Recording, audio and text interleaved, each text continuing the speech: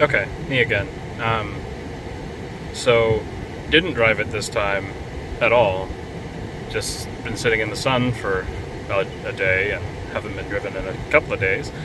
But it's happening again. It's interesting. If we watch the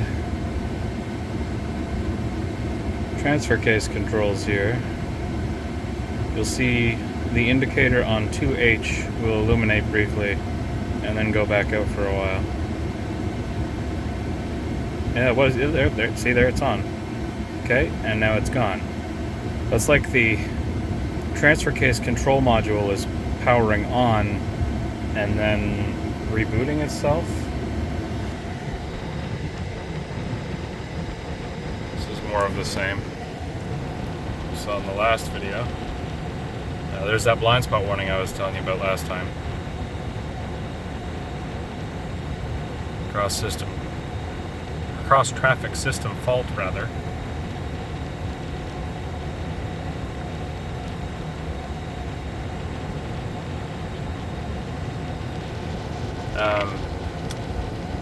Last time I read the codes, it said module voltage was reporting 12.0, which does seem low for what it should be operationally, but something else that's happening that's new, if I turn off the ignition